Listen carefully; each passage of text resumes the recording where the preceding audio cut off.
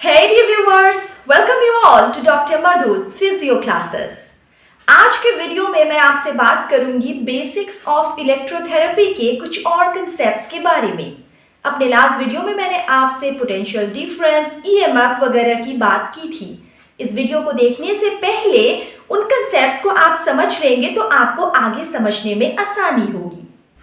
तो पिछले वीडियो के आगे आपको ये समझना होगा कि जब भी एक कंडक्टर के थ्रू चार्ज पार्टिकल्स यानी इलेक्ट्रॉन्स का फ्लो होता है, उस दौरान इलेक्ट्रिक करंट का प्रोडक्शन होता है। इलेक्ट्रिक करंट हमेशा पॉजिटिव से नेगेटिव की ओर फ्लो करता है, in contrast two electron flow जो कि हमेशा मोर नेगेटिव से लेस नेगेटिव यानी कि नेगेटिव से पॉजिटिव की तरफ फ्लो करता है। तो जब भी आप कन्वेंशनल इलेक्ट्रिक करंट की बात करें या फिर इलेक्ट्रॉन फ्लो की बात करें, आप कंफ्यूज्ड ना हो। पिछले वीडियो के डिस्कशन से आपको ये भी समझ आ गया है कि अगर इलेक्ट्रिक करंट का प्रोडक्शन होना होता है तो दो चीजों की आवश्यकता होती है। पहला है पोटेंशियल डिफरेंस और दूसरा होता है एक conducting pathway between the points of potential difference. Electrons तब तक मूव करते हैं जब तक ये दो फैक्टर्स अवेलेबल हो, और इन दो फैक्टर्स को अचीव करने के लिए बैटरी या डायनामो की मदद ली जाती है ताकि एक पोटेंशियल डिफरेंस को मेंटेन किया जा सके between the ends of a circuit और इलेक्ट्रिक करंट फ्लो होता रहे। नेक्स्ट कंसेप्ट है अबाउट रेजिस्टेंस। जैसा कि लिटरल मीनिंग ऑफ रेजिस्टेंस बताता है, resistance means to resist something, ऐसा कुछ जो किसी चीज के अगेंस्ट काम कर रहा हो। अगर हम इलेक्ट्रिक चार्ज के पॉइंट ऑफ व्यू से बात करें, जब भी इलेक्ट्रॉन्स एक कंडक्टर के थ्रू मूव करते हैं, उनको कुछ अमाउंट ऑफ रेजिस्टेंस का भी सामना करना पड़ता है, और ये कई फैक्टर्स पे डिपेंड करता है। पहला फैक्टर होता है material of the conductor. Good conductors हो तो वो कम रेजिस्टेंस प्रोवाइड करते हैं against the flow of electrons, और वही बैड कंडक्टर्स हो तो वो बहुत ज्यादा रेजिस्टेंस प्रोवाइड करते हैं। दूसरा फैक्टर होता है length of the pathway. Normal temperature में इवन गुड कंडक्टर्स भी कुछ अमाउंट ऑफ रेजिस्टेंस प्रोवाइड करते हैं against the flow of electrons. तो जितना दूर इलेक्ट्रॉन्स को मूव करना होगा, मतलब पाथवे जितना लंबा होगा, उतना ही ज्यादा रेजिस्टेंस का सामना उनको करना होगा।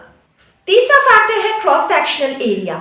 जितना बड़ा होगा क्रॉस सेक्शनल एरिया, इलेक्ट्रॉन्स को उतनी जगह मिलेगी आगे जाने के लिए, मतलब रेजिस्टेंस उतना ही कम होगा। So we can say greater the cross sectional area, less is the resistance.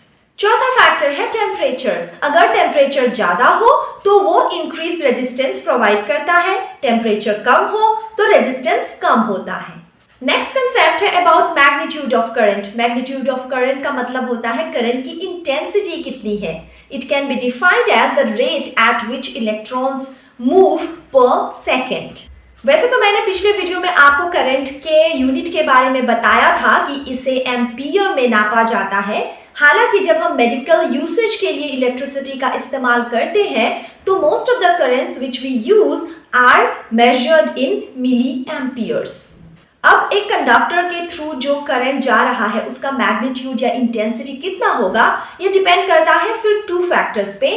पहला है इलेक्ट्रोमोटिव फोर्स कितना है, ईएमएफ कितना है, और दूसरा है कि उसको कितने अमाउंट ऑफ रेजिस्टेंस के अगेंस्ट मूवमेंट करना पड़ रहा है। ईएमएफ जितना ज्यादा होगा, फ्लो ऑफ इलेक्ट्रॉन्स उतना ज्यादा होगा। तो कहा जा सकता है कि अप्लाइड ईएमएफ का एक डायरेक्ट कनेक्शन है towards magnitude of the current. वही रेजिस्टेंस जितना ज्यादा होगा, करंट का जो फ्लो है उतना कम होगा। So you can say there is an inverse relationship between the magnitude of current and the resistance. मतलब high resistance produces a low current. So इस रिलेशनशिप को हम ओम्स लॉ के थ्रू डिस्क्राइब करते हैं। Ohm's law states that the magnitude of an electric current varies directly with the applied EMF, whereas inversely with the resistance. और अगर हम units की बात करें तो करंट को हम हमेशा एम्पियर्स में मेजर करते हैं, ईएमएफ को हम मेजर करते हैं वोल्ट्स में, और रेजिस्टेंस को मेजर करते हैं ओम्स में। अब अगर एक इलेक्ट्रिकल सर्किट में जो भी रेजिस्टेंस है वो सीरीज में कनेक्टेड है तो करंट के पास कोई दूसरा रास्ता नहीं होता मूव करने का, उसको हर एक रेजिस्टेंस के थ्रू मूव करना होता है। तो जो भी रेजिस्टेंस होते हैं, टोटल रेजिस्टेंस होता है सम ऑफ ऑल द रेजिस्टेंस। आप इस पिक्चर में देख सकते हैं, इसमें टोटल रेजिस्टेंस होगा R1 plus R2 plus R3।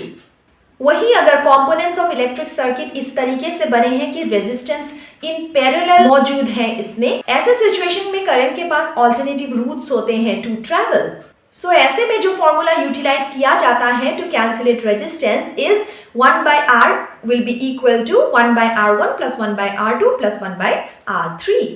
अगर हम कैलकुलेशन करते हैं यूजिंग न्यूमेरिकल वैल्यू, ये देखा जाता है कि जब रेजिस्टेंस को इन पैरेलल रखा जाता है, ऐसे में टोटल रेजिस्टेंस हमेशा इंडिविजुअल रेजिस्टेंस के मुकाबले कम वैल्यू का होता है। ये इसलिए क्योंकि इससे क्या होता है, जो क्रॉस सेक्शनल एरिया है वो बढ़ जाता है। तो आप कह सकते हैं कि जो पाथवे है through which electric current will move, उसका क्रॉस सेक्शनल एरिया भी बढ़ जाता है, इसीलिए रेजिस्टेंस कम हो जाता है। नेक्स्ट कंसेप्ट है about thermal effect of an electric current. जब एक करंट एक कंडक्टर के थ्रू पास होता है, कुछ amount of electrical energy heat में कन्वर्ट हो जाता है, यानी कि थर्मल एनर्जी में भी कन्वर्ट हो जाता है। और अमाउंट ऑफ हीट कितना प्रोड्यूस हुआ, इसको हम कैलकुलेट कर सकते हैं utilising Joule's law. Joule's law states that the amount of heat produced in a conductor is equal to the square of the current flowing through it into the resistance and the time for which the current flows. Next, let's talk about the concept of energy. Energy क्या होती है? It is the ability to do work. अगर हम एक current के perspective से बात करें तो work done is always denoted by W। ये डिपेंड करता है ऑन द इलेक्ट्रोमोटिव फोर्स और EMF, जो कि वोल्ट्स में मेजर होता है, and multiplied by the quantity of electrons moved, जिसे हम मेजर करते हैं कूलम्स में। नेक्स्ट कंसेप्ट है about power.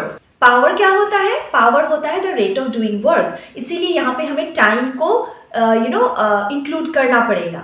If N EMF ऑफ 1 volt moves 1 coulomb of electrons in 1 second, अगर 1 volt का EMF 1 coulomb of electron को 1 सेकेंड तक मूव करता है, फिर क्या प्रोड्यूस होता है? Power of 1 watt। और rate of flow of electric charge of 1 coulomb in 1 second, इसे कहा जाता है 1 ampere।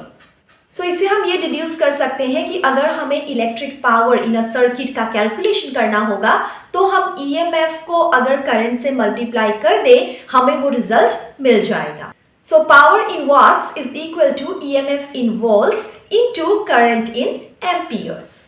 सो ये हो गए कुछ बेसिक कंसेप्ट्स अबाउट इलेक्ट्रोथेरेपी। आगे जब हम पर्टिकुलर इक्विपमेंट्स के बारे में पढ़ेंगे तो शायद इन टर्मिनोलॉजीज का यूटिलाइजेशन हो। सो पहले से अगर आपको थोड़ा सा आइडिया रहे कि इनका मतलब क्या होता है, आगे इसे बार बार बताने की ज़रूरत नहीं पड़ेगी।